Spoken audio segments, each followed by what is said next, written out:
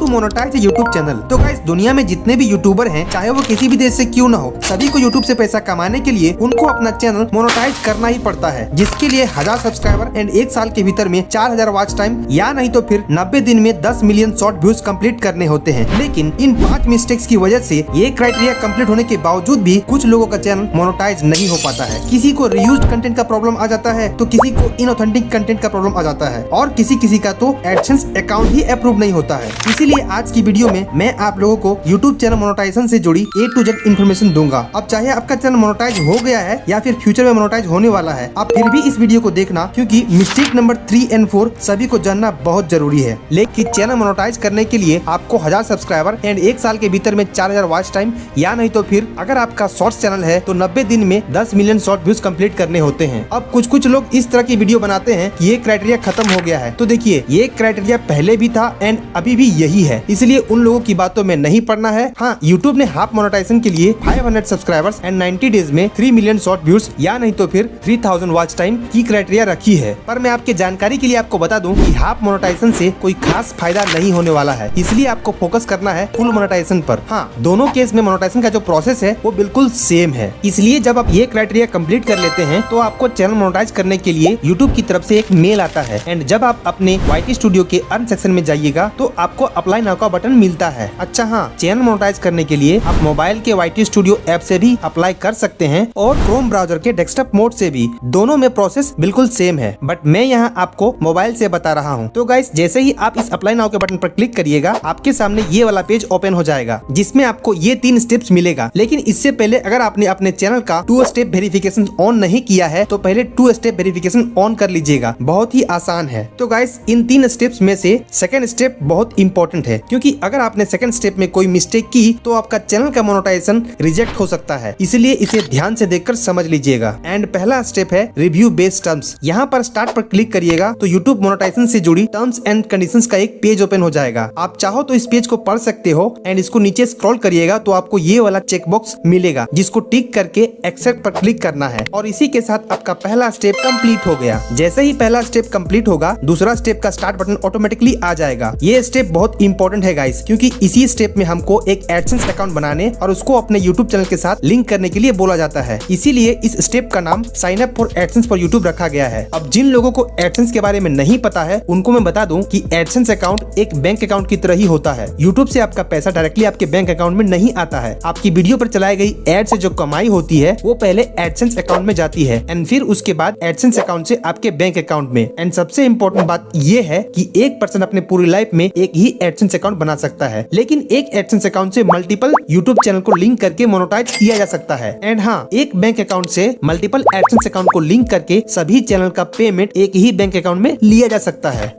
Alright guys, अब हम इस सेकेंड स्टेप के स्टार्ट वाले बटन पर क्लिक करेंगे, जिसके बाद हमारे सामने कुछ इस तरह का पॉपअप सामने आएगा, जिसमें 3 ऑप्शंस है, एंड लोग यहीं पर कंफ्यूज होते हैं एंड गलती करते हैं। पहला ऑप्शन है yes I have an existing AdSense for YouTube और एडसेंस अकाउंट। मतलब अगर आपके पास पहले से ही एडसेंस अकाउंट है तो आप वो वाला एडसेंस अकाउंट लिंक करिए, क्योंकि मैंने आपको पहले ही बताया था कि अगर आपके पास पहले से एडसेंस अकाउंट है तो फिर आपके नाम से दूसरा एडसेंस अकाउंट नहीं बनेगा, चाहे आप अलग अलग मेल से भी क्यों ना ट्राई कर लो। बट आप कहोगे कि एक नाम से तो दुनिया में बहुत सारे लोग होते हैं ना, तो फिर कैसे होगा? तो देखिए, खाली नाम से नहीं होगा, और भी डिटेल्स देने होते हैं, लाइक आपका एड्रेस, पैन कार्ड नंबर। तो ये सब तो एक आदमी का एक ही होता है ना, इसीलिए अगर आपका पहले से ही एडसेंस अकाउंट है तो आप उसी को यूज करिए। दूसरा ऑप्शन है no I need to create one.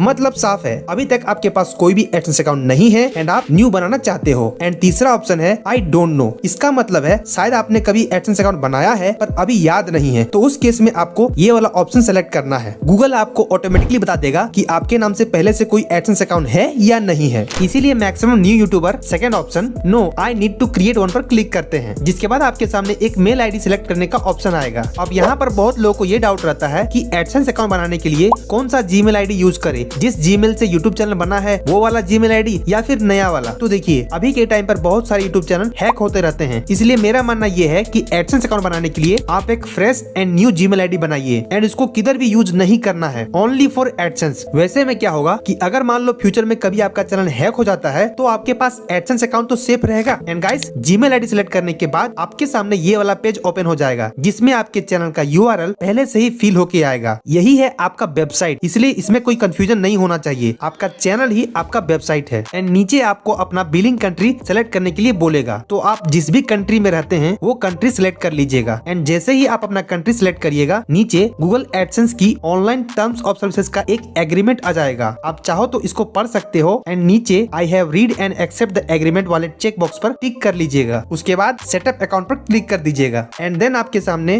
Customer information वाली पेज ओपन हो जाएगी, जिसमें अकाउंट टाइप को इंडिविजुअल ही रहने देना है। फिर नीचे नेम एंड एड्रेस फिल करने का ऑप्शन आएगा। एंड यहीं पर लोग मिस्टेक करते हैं। देखिए, यहाँ पर आपको उसका नाम डालना है जिसके नाम से एडसेंस अकाउंट बनाना चाहते हैं। एंड ये ध्यान रखना कि उस नाम से पहले से कोई एडसेंस अकाउंट नहीं बनाया है। एंड नाम की जो स्पेलिंग है वो एग्जैक्टली आपके गवर्नमेंट इशूड आईडी प्रूफ जैसे कि PAN card, voter card, driving licence से मैच करनी चाहिए, क्योंकि आगे चलकर इस अकाउंट को वेरीफाई भी करना होगा। एंड एक बात आप जान लीजिए कि आधार कार्ड का यहाँ पर कहीं कोई जरूरत नहीं पड़ता है। एंड जो एड्रेस आपके आईडी प्रूफ में है वो यहाँ पर डाल देना है। अपना city, post code, state and phone number डालकर सबमिट कर देना है। यहाँ पर कोई प्रूफ में जो एड्रेस है वही डालिए। एंड जब गूगल पिन के लिए अप्लाई करिएगा तो उस टाइम आपको दो ऑप्शंस देगा, permanent address and local address. उस समय आप जिस जगह पे रहते हैं प्रेजेंटली उस समय लोकल एड्रेस डालिएगा। एंड परमानेंट एड्रेस में जो आईडी प्रूफ में एड्रेस है वो डालिएगा। इसलिए इसमें अभी टेंशन लेने की कोई बात नहीं है। तो गाइस,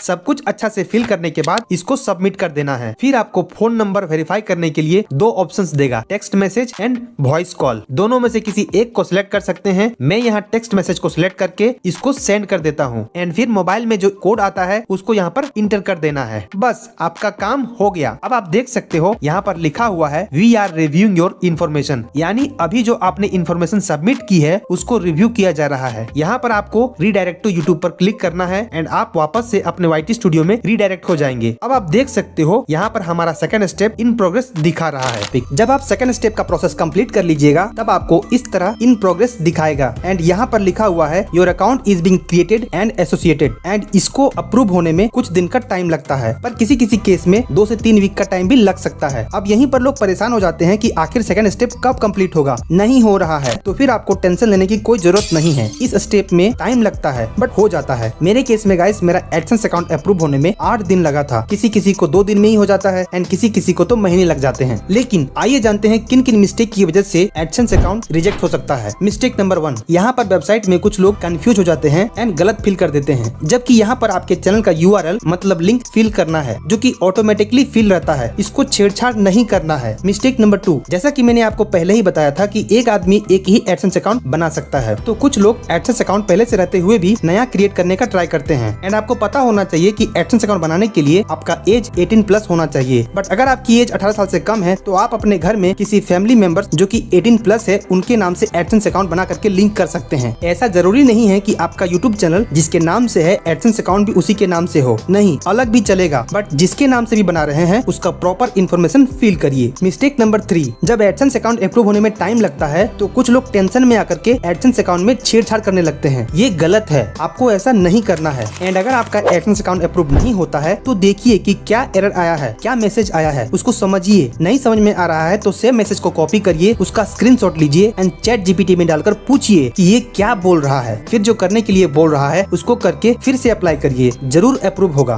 तो गाइस, जैसे ही आपका एडसेंस अकाउंट अप्रूव होता है आपका सेकंड स्टेप कंप्लीट हो जाता है एंड आप थर्ड स्टेप में ऑटोमेटिकली चले जाते हैं। बट थर्ड स्टेप में आपको कुछ भी नहीं करना होता है। इस स्टेप में यूट्यूब आपके चैनल की रिव्यू करता है, जिसमें यूट्यूब आपके चैनल का कोई एक वीडियो नहीं देखता है बल्कि ये सभी इन्फॉर्मेशन चेक करता है। नंबर 1, आपके चैनल का मेन थीम क्या है। नंबर 2, आपकी मोस्ट व्यूड वीडियो कौन सी है। नंबर 3, आपने सबसे ज्यादा वॉच टाइम किस वीडियो से कंप्लीट किया है। नंबर 4, आपके वीडियो का टाइटल, थंबनेल एंड डिस्क्रिप्शन में क्या लिखा हुआ है, यहाँ तक कि आपके चैनल के अबाउट सेक्शन में क्या लिखा हुआ है। इसके अलावा जो 2 मिस्टेक यूट्यूब चेक करता है वो है inauthentic content and reused content. इन्हीं 2 मिस्टेक की वजह से बहुत सारे लोगों के चैनल का मोनेटाइजेशन रिजेक्ट हो जाता है एंड मोनेटाइज होने के बाद भी अगर ये मिस्टेक की तो चैनल डीमोनेटाइज हो जाता है। इसलिए इसे बढ़िया से समझना बहुत जरूरी है। सबसे पहले बात करते हैं इनऑथेंटिक कंटेंट क्या है। तो देखिए, according to YouTube inauthentic content वो कंटेंट है जो सेम टाइप की कॉपी पेस्ट या AI से मास प्रोड्यूस्ड की हुई हो, जिसमें अपनी तरफ से कोई आइडिया, मेहनत या वैल्यू नहीं होती है। मतलब अगर आप किसी वेबसाइट या न्यूज का टेक्स्ट पढ़कर वीडियो बना रहे हो, AI से सेम टाइप की स्टोरीज जनरेट करके बिना अपनी कमेंट्री के अपलोड कर रहे हो, एक ही टेम्पलेट को बार बार यूज करके वीडियो बना रहे हो या सिर्फ slide show and automated video बना रहे हो बिना अपनी इनपुट दिए, तो यूट्यूब इसे इनऑथेंटिक कंटेंट या लो लो एफर्ट वाली कंटेंट मानेगा। पहले यूट्यूब इसे रिपीटेटिव कंटेंट बोलता था, लेकिन 15 जुलाई 2025 के बाद इसको ज्यादा स्ट्रिक्ट कर दिया गया एंड इसको इनऑथेंटिक कंटेंट पॉलिसी नाम दिया गया। अब सबसे बड़ा सवाल ये है कि क्या एआई कंटेंट मोनेटाइज नहीं होंगे? तो आंसर है हाँ, एआई कंटेंट मोनेटाइज होंगे, बट तब जब एआई सिर्फ एक टूल है एंड एआई का यूज सही तरीके से हो। क्रिएटर एआई का यूज करे लेकिन उसमें अपनी एक यूनिक वैल्यू ऐड करे। याद रखिए, यूट्यूब को एआई से कोई भी प्रॉब्लम नहीं है, बट यूट्यूब को लो इफेक्ट वाली एंड रिपीटेटिव कंटेंट से प्रॉब्लम है। इसलिए फोकस रखिए ओरिजिनल पर, वैल्यू पर एंड अपनी पर्सनल टच पर, तब मोनेटाइजेशन सेफ रहेगी। अब जो दूसरी सबसे बड़ी प्रॉब्लम है जिसकी वजह से काफी लोगों का चैनल मोनेटाइज नहीं हो पाता है, वो है reused content. According to YouTube, reused content का मतलब है वो कंटेंट जिसे आपने खुद ओरिजिनल तरीके से नहीं बनाया है, जो यूट्यूब पर या किसी भी ऑनलाइन प्लेटफॉर्म पर पहले से अवेलेबल है एंड आपने उसमें कुछ नया या क्रिएटिव वैल्यू ऐड नहीं किया है। मतलब अगर आप बस क्लिप्स एडिट करते हैं, सोशल मीडिया वीडियोस को कंपाइल करते हो या कंटेंट में से छोटे मोटे चेंजेस करते हो, तो ये अलाउ नहीं है, चाहे आपको ओरिजिनल क्रिएटर से परमिशन ही क्यों ना मिला हो। पर यूट्यूब के लिए ये मोनेटाइजेशन रिस्क है। कंटेंट में आपकी